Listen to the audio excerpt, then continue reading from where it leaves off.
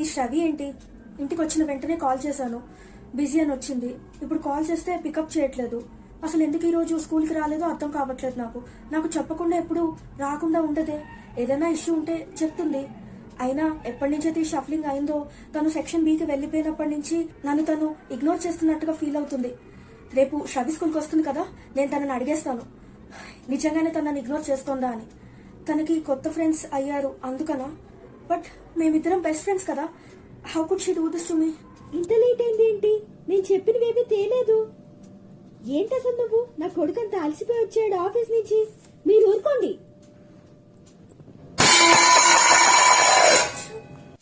ఇంత toxic environment లో అసలు ఏం చదవాలి నాకు అర్థం కావట్లేదు.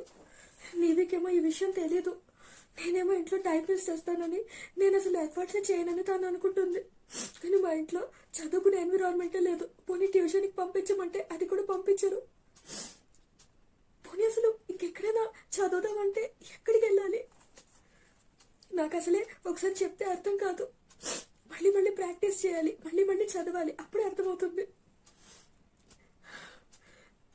ఏం చెయ్యాలి అసలు నేను? ఈ విషయం నేను నీవికి చెప్తే నా ఫ్యామిలీ నేనే లోకం అయిపోతాం, అంతే కదా. అయినా తనేం చేస్తుంది? నా ఇంట్లో ఎన్విరాన్మెంట్ ఇలా ఉంటే. షవి, నిన్న నువ్వు స్కూల్కి ఎందుకు రాలేదు? నేను సాయంత్రం కాల్ కూడా చేశాను. ఒకసారి బిజీ వచ్చింది, తర్వాత నువ్వు కాల్స్ పిక్ చేయలేదు. ఏమైందో ఏమో అని నాకు కాస్త టెన్షన్లా ఫీల్ అయ్యాను. అయినా నేను ఫోన్ ఎత్తలేదంటే నీతో మాట్లాడాలని నాకు లేదని నీకు అర్థం కావట్లేదా? నేను స్కూల్ డుమ్మ కొడితే నీకు చెప్పాలా? నీకు ఇన్ఫార్మ్ చేయాలా? నువ్వేమన్నా టీచర్వా?